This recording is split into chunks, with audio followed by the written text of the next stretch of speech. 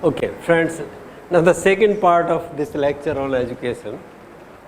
In the first part, I have just defined what education is, what are goals of education, and a little bit touched upon means and focus of education.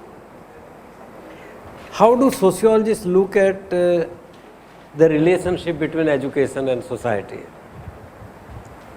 I think by now you can very well imagine how will sociologists having different perspectives look at role of education or functions of education. Some may use the term role of education, functions of education. And then we will come to critical perspectives.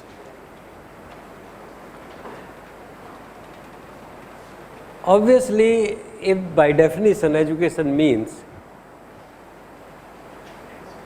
bringing up, and bringing up includes physical education, intellectual education, moral and spiritual education, then the role of education is, what would be the role of education? Health, to begin with. Sociologists are not particularly interested in this issue, health. One of the goals, but this is a function, role of education. Everywhere from primary school level to university level, some kind of physical discipline is stressed. Although we are an engineering institute, but we also have compulsory physical activities, a course of compulsory physical activities. Because the new generation should be healthy. The new generation should be more healthy than us. The old people must think that the new generation must be more healthy than they are. So, one role of education is health. Second role of education would be, say, to prepare you for taking up economic activities, participation in economic institution, to take up economic activities. So, sustenance, survival, livelihood, maintenance, wealth creation, sustenance, to prepare you for sustenance, employment. If employment in those societies like ours, in which employment is given on the basis of credentials, then education must prepare you for employment. Which also means that education should be such that it can fetch you a decent employment. The reason why more people are going for engineering is simply this, because they think that in the age of industrialization, it is engineering education which will fetch them employment. The major employers in the country are looking for technical and management education. If you conduct a survey of employers of India, then most employers are looking for those employees who are technically and administratively trained in technical skills and trained in management skills. So naturally more students will go for that, sustenance, for the reasons of sustenance. To use the old value system or the terms of values of India, Purusharth, 4 values, 4 cardinal values, Dharma, Arth, Kam, Moksha. So Arth.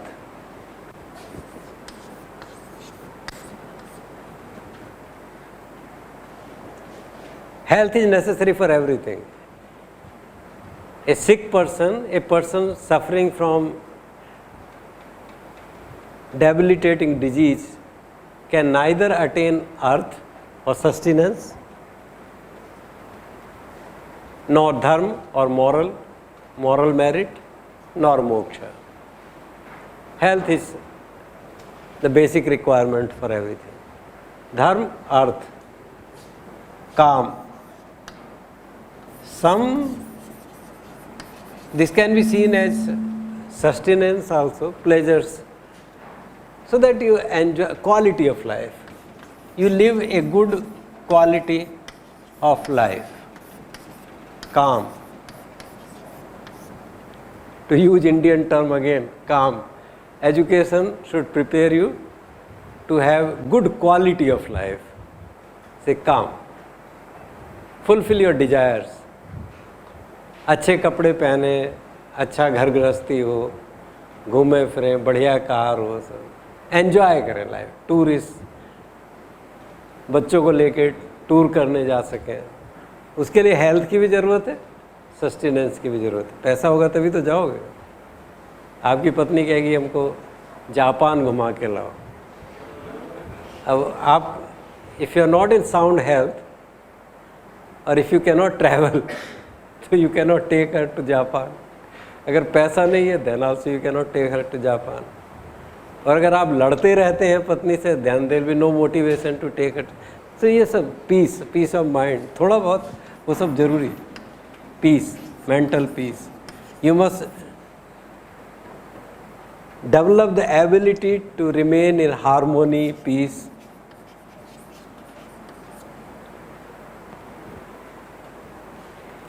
For which some basic understanding of moral principles and some minimal desire to follow the moral principles is important.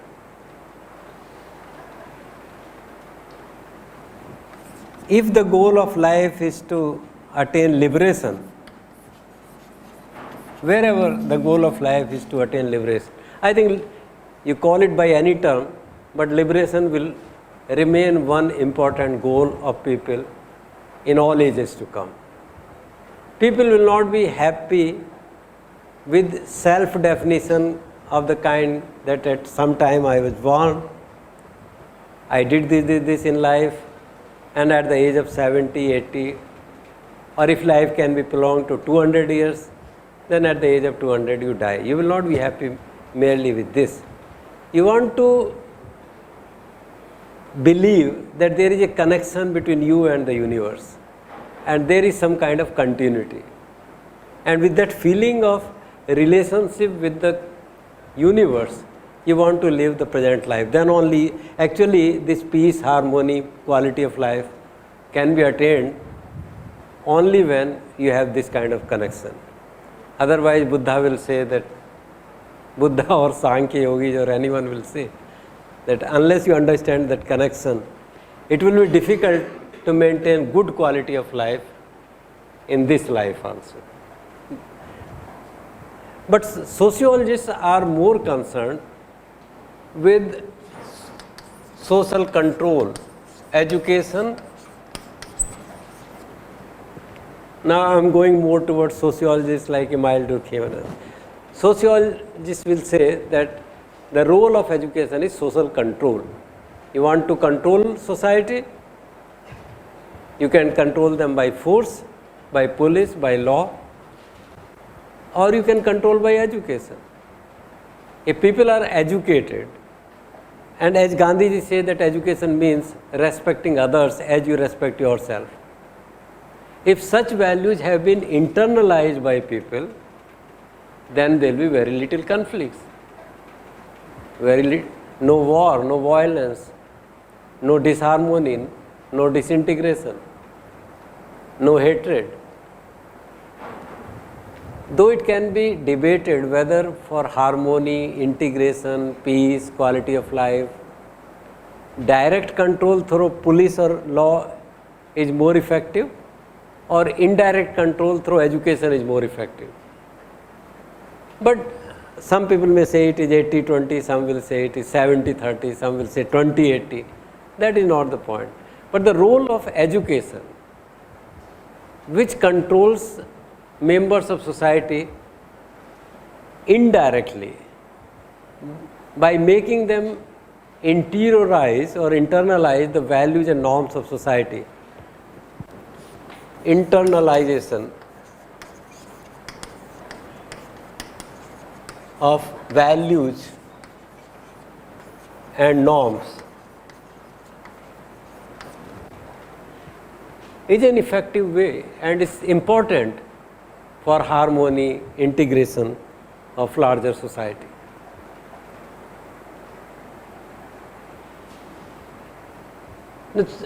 For needs, technical or economic or political needs of society,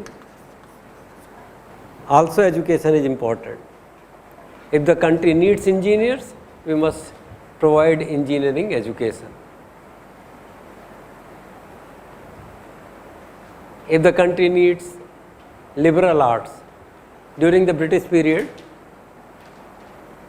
from the perception of the British administrators, society needed administrative education, because for them the purpose of for them the expectation from Indian employers was administration, maintaining the order, administration, following orders and giving orders to juniors and keeping society under control, following the directions of their British masters. So administrative education was important. In those days, nobody knew about engineering and all those things. On the pattern of British and American education, in our country also education in languages, especially English language, grammar, some understanding of history, anthropology, religion, ethics, those types of educations were given more important.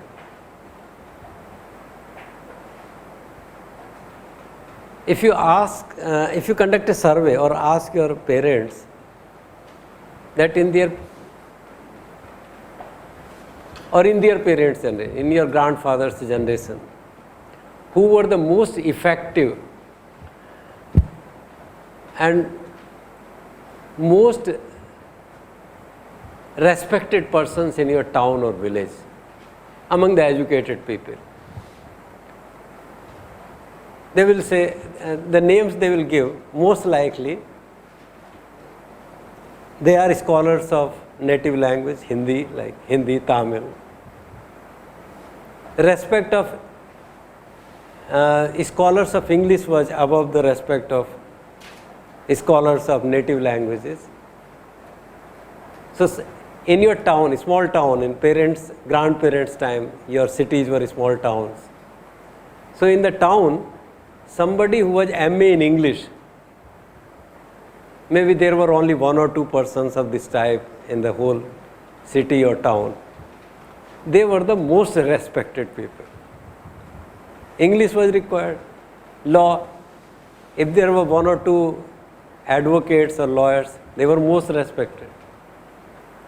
And then in the hierarchy, scholars of native languages. Language, education meant language, law, administration. So today, if society needs engineers, marketing experts, those who can deal with financial management, investments, ventures, so we have to provide that kind of education. Need of society. Education meets the needs of society. So today, there is somehow a feeling that humanities subjects are useless. Many people think that humanities subjects are useless or social sciences are useless. But since universities have their own autonomy and because of autonomy they are confined to old values, so universities are still teaching these subjects and large number of students are enrolled in those subjects. But the feeling is that we do not require these things and the best students are not coming to these subjects. The number of students may be large. There are colleges in Kanpur and in small towns of Kanpur, where in a postgraduate college, number of students in BA and MA courses of sociology in just one college is as high as 2,000. But what will they do after that? After BA or MA, what will they do? That is a serious problem. So gradually these kinds of colleges are getting marginalized, and most often it is girls who are sent to these schools and colleges and universities emphasizing liberal arts. Their parents think that let them also have some education, and till they are married, let them go to college or universities. So you find that in many psychology courses, sociology courses, in some university there is no man, all are girls. So education, sociologists are more concerned with this aspect, internalization of values and norms and indirect control of society through education, because education means older generation makes you like themselves. They want to develop you in the mirror image of theirs. And through education, then you develop their language, you start talking in their idioms, and you become like them. This is how cultures survive for thousands of years, that younger generation becomes like older generation. Social control, therefore, is an important thing.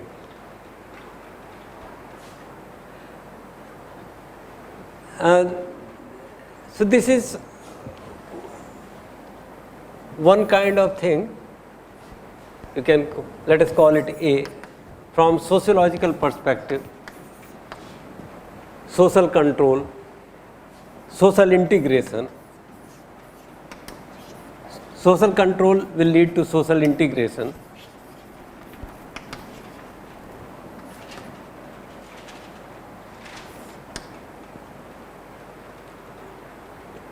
Talcott Parson will say something more interesting. He will say that the goal of education is to provide training in universal moral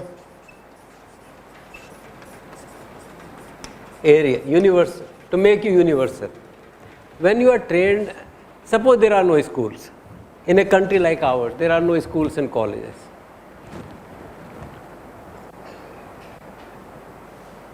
Then all the training that you have, all the education that you have, will be done in the family context or neighborhood, friends. And since the society is divided, children belonging to different castes and communities and families, households, villages, will acquire different kinds of training. The value system of children, or the ways of thinking, or goals of life, or the ability to communicate with others, negotiate with others, their perspective on society, laws, future of society will all be determined by the values they have acquired in the family context. So, son of a fundamentalist Muslim, somebody raised in a conservative Muslim family, will become a conservative Muslim. Somebody born in the family of conservative Hindus will become a conservative Hindu. Likewise, conservative Sikh. And we all will be trained in patriarchal, patrifocal, patrilineal values with our biases against women. If you are born and brought up in a Tamil family, you will have bias against North Indians. And if you are born in North India, you will not understand the psychology of South Indians. For us, all of them are Madrasis. For North Indians, whether they are Maharashtrians or Keralites or Andhrites or Kannadigas, they are all Madrasis because of bias, okay, simplification. And so we will be biased towards South Indians, Madrasis. But a modern, prosperous, secular, integrated country, India of 2012, needs people who are above these biases.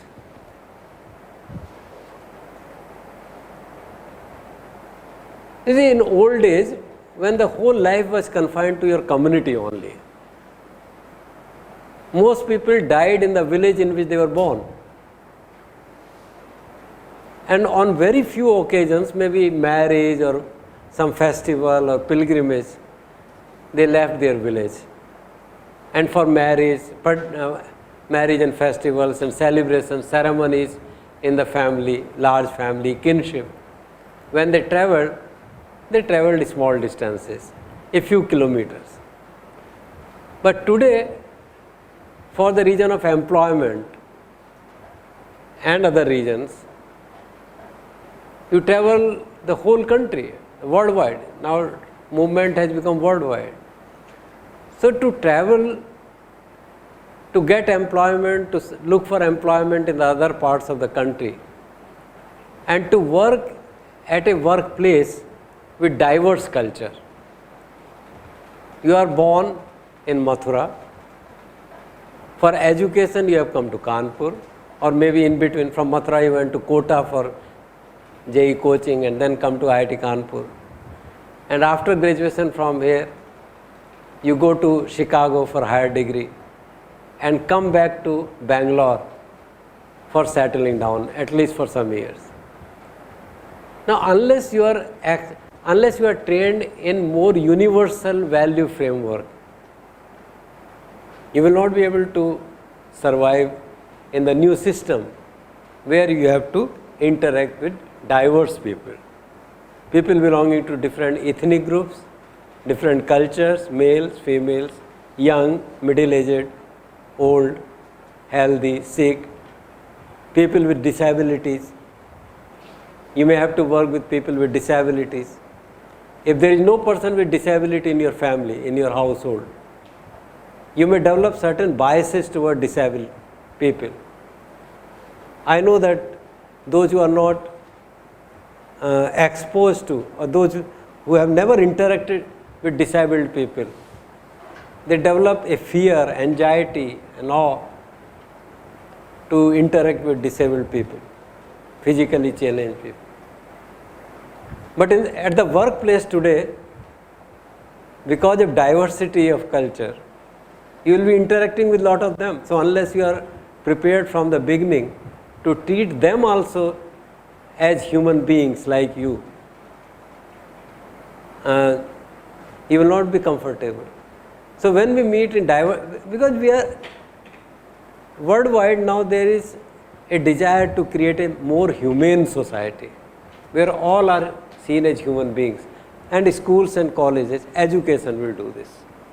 So education in societies where society is divided into several groups, castes, communities, religions, culture, gender, and there are so many types of biases. Somewhere, there should be some place to impart more humane kind of education, and schools and colleges do that. So Talcott Parsons would say that in a society of today, which is plural, and for diversity management, schools and colleges have a role to impart such universalistic moral framework with which you can comfortably, creatively, in a more humane manner, more responsible manner, interact with people belonging to diverse backgrounds. That is so apart from information is important, your technical content is important. Information part is no doubt important. If you are to serve as a chemical engineer in Reddy's lab, you must have a sound understanding of theories of chemical engineering. That is true. If you are not good at theory of chemical engineering and some related domains, you will not be a good chemical engineer. That is true. If you want to join, say, research or manufacturing organizations dealing with artifacts of aerospace, you must know aerodynamics. If you do not know principles of aerodynamics, you will not be fit. But just that is not sufficient. If I want to work as a sociologist today in a large research organization of Delhi, just knowledge of sociology will not make me an effective manager or leader or a researcher. I must also have certain value orientations and leadership style so that I become an effective leader, acceptable person. You will find that these soft skills today here in professional education, stress is more on information. It has to be, but along with information, many soft skills are quite important. And I must say that in the context of IIT Kanpur particularly, you people must give more importance to these soft skills that you have been giving. Companies come, there are two persistent complaints of companies when they come to hire candidates from IIT Kanpur. There are complaints against IIT system, but particularly against IIT Kanpur, that students of IIT Kanpur are not loyal. You will tell them, yes, I will join your company, I accept your terms, I am coming on 15th of July, send me a vehicle, and the company sends a vehicle to receive you at the airport and you are not there. Then they will telephone your placement in charge. Maybe you can maximize your gains in this manner, but you must realize that you are doing immense damage to interests of your friends and future generation of IIT Kanpur. These values, loyalty, commitment, promise, maintaining promise, diversity management, communication. Students of IIT Kanpur are particularly bad at communication skills. This is a common complaint. You must improve your communication skills. So these skills are diversity management, value system, along with technical needs. Technical needs are there, and technical needs may change. I was reading, I will give you one interesting thing from the 11th 5-year plan. Perhaps one day I was touching upon this in some context. That on the one hand we have so much of unemployment, but on the other hand opportunities are waiting for us outside because of demographic transition. I am reading one paragraph from 11th 5-year plan. The paragraph is devoted to this is in the chapter skill development and training. It is expected that the aging economy phenomenon will globally create a skilled manpower shortage of approximately 56.5 million by 2020, 8 years from now, when you are in the labor market. You will be in the labor market much before that, but you will be sort of maturing around that time.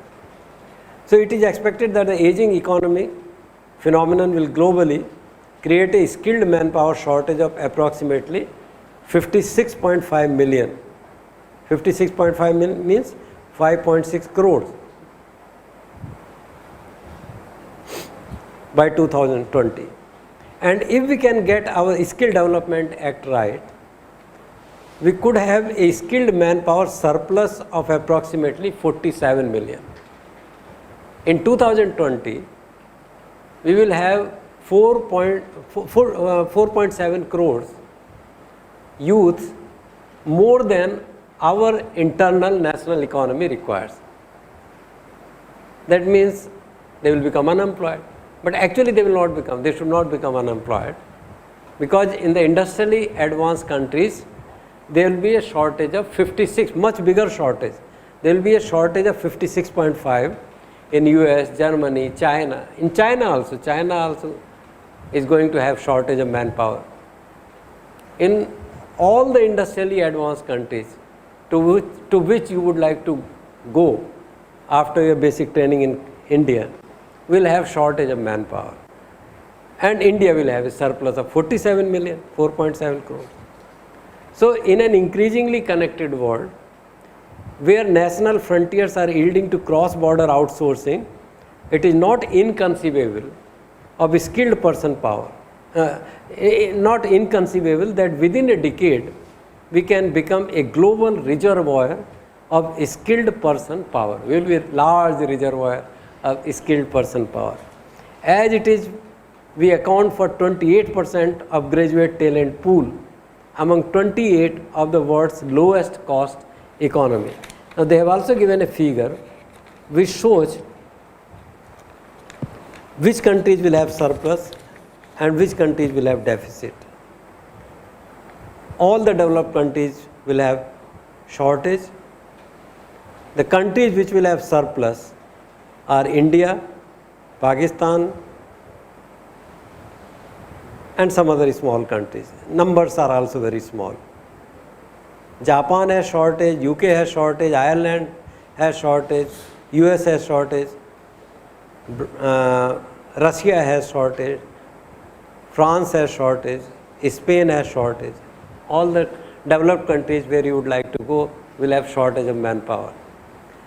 This also means that you will be competing essentially with Pakistan. So it's a good news. Good news in the sense that if you are not as good as BTechs of California, Chicago or Cambridge, don't worry. Just ensure that you are better than Pakistanis. बड़ी अच्छी खुशखबरी है ना ये. If you do not know your subject well, from the standards of the developed countries, कोई problem नहीं. They will come, take you to their country, give some small training, and they will be very happy to hire you, provided you are better than Pakistan. Earlier there was a threat of China, that we must be better than China. China has a large manpower resource. But China is also going to have a shortage of manpower because of fall in their birth rate. Life expectancy is increasing, birth rate is declining. So in the middle, in the age groups of youth, employable youth, there is a shortage everywhere.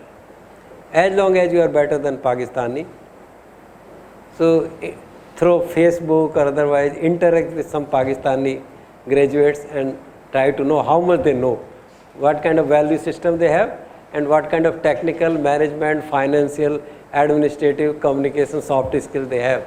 You should be better than them. This does not mean that you should remain at the level of Pakistani. From a larger perspective of development of mankind or development of the world, and that next generation should be better than the previous generation, you should be better than the Americans. That should be the goal. But there should not be any anxiety in your mind that with new education you can be unemployed or something. That fear should not be there. Yes. Sir, isn't it bad in that sense that we are not able to create enough employment for the population that we have? We have a natural resource of we have a human resource, a great pool of human resource, and we are not able to create enough technological advancement to be able to completely use that huge pool of human resources. And what you said about China, and that is the fact that China is technologically advanced so much that it has surpassed its human resources pool, and now it is on the shortage side.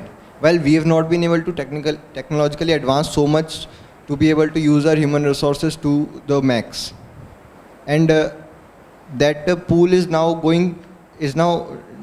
dissipating throughout the world. And if we could have been technologically advanced at a faster rate or higher, then we would have been able to use it to our national interests. And it's not. Very good question.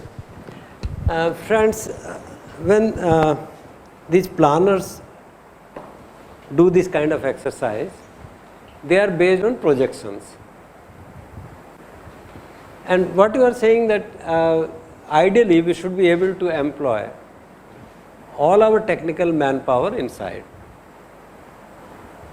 But the projections done by planning commission, there is a limit beyond which you cannot raise the level of technical productivity or employment. It depends on employment, it depends on investment, how much capital you have for investment, internal resources, loans, aid, or foreign direct investment. It depends on many things. It depends on the kind of technology that is developing. It depends on political system, political will. It depends on participation of NGOs or civil society or private sector, what role they play in creation of employment, and how much interest they take in creation of employment, on culture, even religion and related factors. So what they are saying, that when they make the projections of employment, how much employment of skilled manpower will be required, the number of persons looking technically trained manpower looking for employment will be higher, and there will be a deficit of this 47. But there is a shortage of 56 million in industrially advanced countries. So if we can provide right kind of training with which perhaps the best or those who will aspire, if a large number of these 47 or maybe more than 47 million can look for employment in Germany, France, US, then we will have almost full employment, partly because of our own technological developments and partly because of opportunities created by demographic transition. This does not mean that we will identify the best 47 million people in India and force them to go abroad, no, but there is an opportunity. Whether the best of them go, whether IIT Kanpur graduates go, or maybe IIT Kanpur graduates get a good employment in Bangalore or Delhi, and it is from smaller state engineering colleges or private engineering colleges who will go to Germany or US, that's a different story. But in terms of numbers, there is only a deficit of 47 according to them, but there is an increased opportunity for 56. The number which will be competing with us from Pakistan will be 19 million, and 19 plus 47 makes it 56. There are some other small millions, 1 million, 2 millions from some Latin American countries or other Asian countries. Their number is very small. But almost all unemployed but technically trained youths of India and Pakistan can find employment in Europe and in Japan and China. That is the idea. That means in place of not getting worried about the future employment situation, whether employment situation in the country is good or bleak, we should create technically trained manpower. We should give them skills, and there is opportunity for them. This is what they want. Through the IT system. Hmm. Through the IT system, we इसमें बोलिए. Through the IT system, we have been creating that talented manpower for the last 50 years. And yet it is not been completely absorbed in our national industry that properly.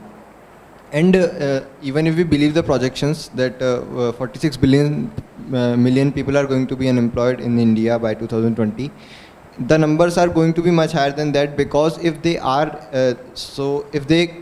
if it is possible for them to get employment in US and Europe, then why wouldn't they go there even if they have employment opportunities here?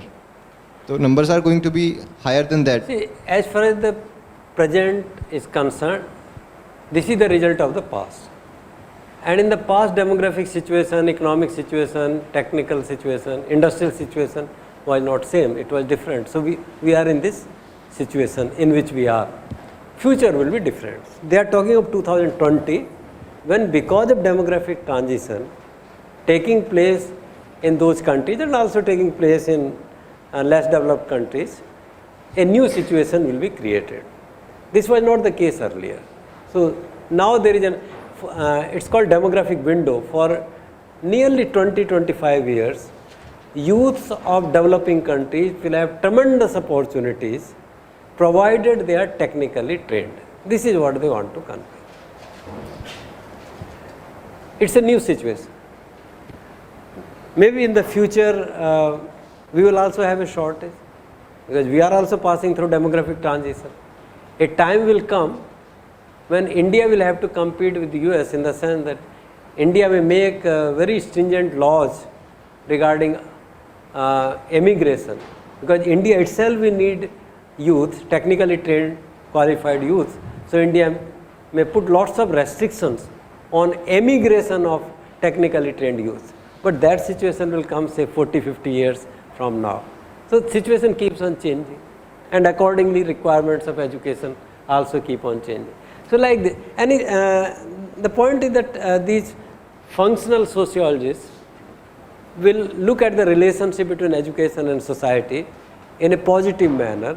They will identify what are the major needs of society, needs in the sense of technical needs, and needs also in the sense of values and norms, morality, integration, need for integration. And they think that education, one of the most important roles of education is to meet the needs of society. Education certainly meets the needs of individuals who are getting education, but it meets the needs of society. When it comes to critical perspective, and especially Marxist perspective, I have been telling you in a lighter vein that the moment you replace the term society by the interest of the capitalist class, you become a Marxist sociologist. So from Marxist perspective, the role of education is to develop that ideology with which capitalism sustains. Again, to meet the needs of industry, to meet the needs of the capitalist class, to provide them technically trained manpower freely. Ideally, Marx or Marxist sociologists will say that if an industrialist, if Reliance Industry, if Birlas, they need engineers of certain types, they must invest money in educating youth in those branches of engineering. But in the capitalist system like ours, they are getting their needs met freely by money spent by government of India on training youth. So this, in one way, government or state is working on behalf, this is an indirect connection, state is working on behalf of the capitalists, providing them manpower free of cost. In preparing that, in building that manpower, the industrialists do not have to spend any money. And more than that, actually, more than free supply of technically trained manpower, it is the ideology.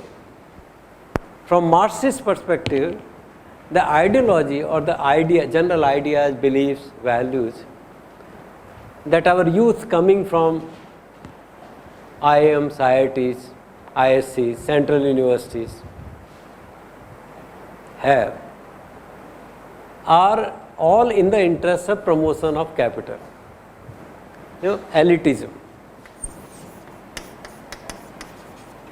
snobbery, we are different.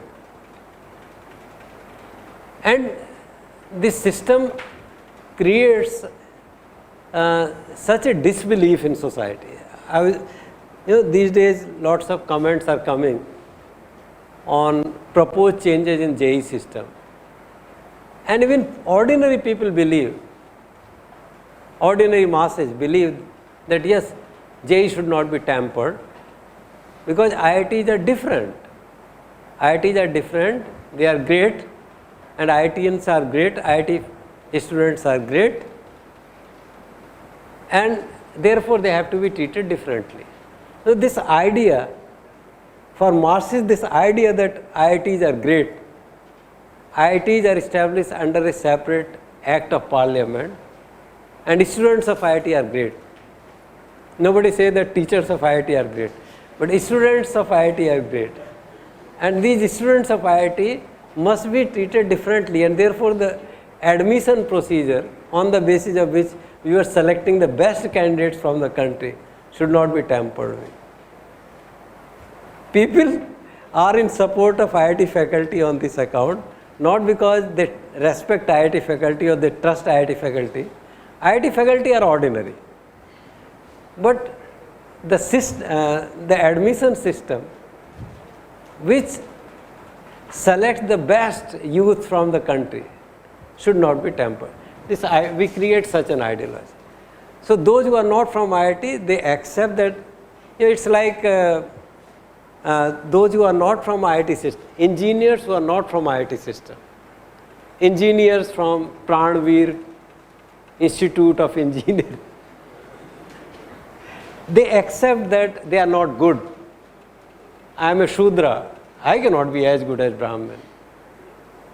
So students coming from state engineering colleges, NITs will think that they are next. They are like Kshatriyas, if not Brahmins, they are Kshatriyas. And the private engineering colleges, they are like Vaishya, chalo theek. And there are many small colleges in Kasbas, now hundreds of colleges. In a few years back in UP, there were no private engineering colleges, and our students used to go to South India.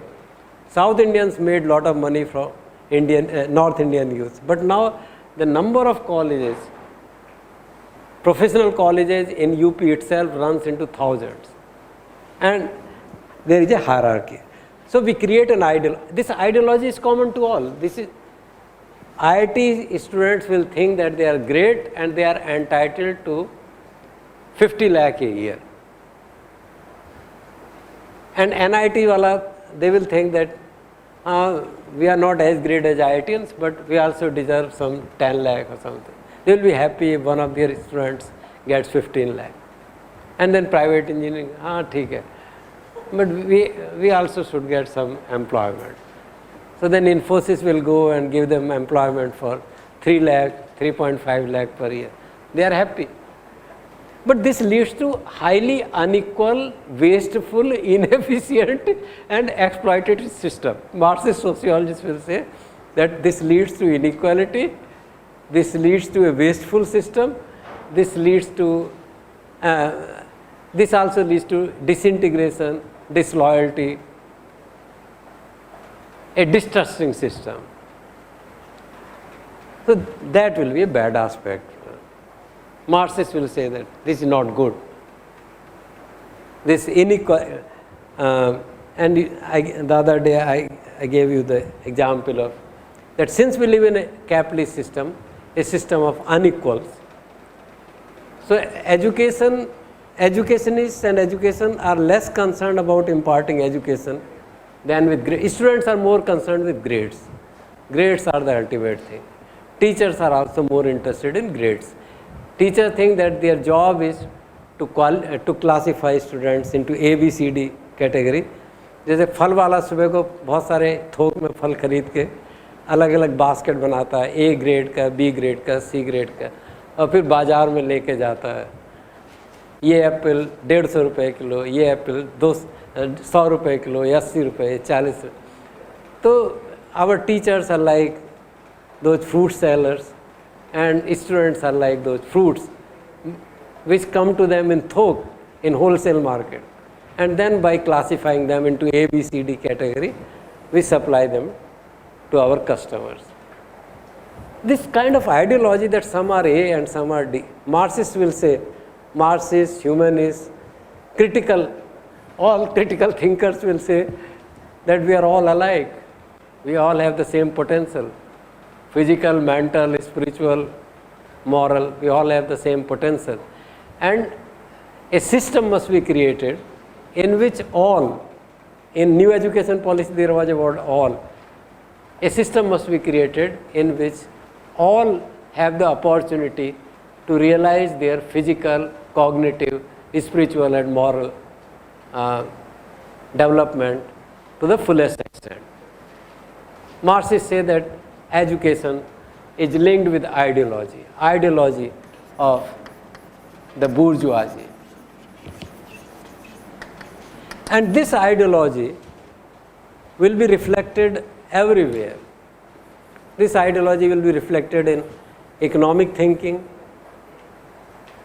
on moral issues, on religious and spiritual issues, on issues related to politics and defense, and that is bad from Marxist perspective. Similarly, critical feminists may say that these schools and colleges are product of a patriarchal system, and the kind of value system to which these schools and colleges are contributing are also patriarchal, male dominated. Schools and colleges are product of male dominated society, and in return they help in social and cultural reproduction, means in producing the same type of society. So a bad society, an unequal society, a patriarchal society produces a system of education which reinforces patriarchal social order, and this you can generalize for all kinds of inequalities. So education in reproducing social structure, class structure and gendered structure of society simply reinforce the ideology of the capitalist class, of males, of high caste and high classes. This is what the critical perspective would be. Now the issues therefore which we are facing in democratizing, the government of India today is attempting, at least government is more enlightened than educational institution. And as a sociologist I also believe, if I have to choose between educationists and faculty members and politicians, no matter how decadent our politics is, I will give more importance to politicians. For a number of politicians are more responsible towards society, and they have a fear that if they do not act responsibly, they will not get votes next time. And politicians have a wider perspective. So it's good that politics has started interfering in the education system. And one positive aspect of this interference is democratization of education, reflected in several ways. One, open more IITs. Let every state has one IIT. The idea is that make IITs as good or as bad as the worst engineering college of the country. We will at least move towards equality. Equality in itself is good. Equality in the thing is that we should have a society in which our small private engineering colleges are equal to IIT in excellence. That should be the goal. The goal should not be that everywhere we have decadence or low quality of education. But in the process of democratization, for some time, the issue of quality is going to suffer. Let us accept this, and we must welcome if quality declines for some time temporarily. What is more important is democratization. Let all regions, all males and females and high caste and low caste and Hindus and Muslims join education. So for that purpose, starting with 11th 5-year plan, we have started opening large number of IITs, IIMs, ISCs, NITs, at all levels from primary to IIMs. We have revolution of education. This is what democratization means. This also means that through implementation of reservation policy and otherwise, we are trying to develop an inclusive growth of youth. We are trying to develop youths belonging to all categories, all sections, all social classes for participating in the future developments of society. Yes, the issue of quality is there. It's very possible to argue that in the process of democratization, for some time quality of education will suffer. But if the main purpose of education is to prepare the newer generation, going back to the definition of what is education, bringing up, if the purpose of education is to bring up the new generation, the most important job of education should be to bring up all sections of society. So from that point of view, democratization, even at the cost of quality for some time, is a welcome thing, though there is a seeming conflict between the two. What we must aspire in the long run, through leadership of effective researchers, leaders, educationists, by involving more honest educationists in public policy making, that the issue of quality is also raised, and efforts are made to improve the quality of education everywhere. But this quality is not simply knowledge of differential equations. If there is a trade-off between knowledge of differential equations and moral and physical development, then perhaps moral and physical development should be accorded more importance than knowledge of differential equations, because in seldom situations, in very rare cases, after graduating from here, you will require application of differential equations. What you will require is what attitude you have built towards general humanity, towards others.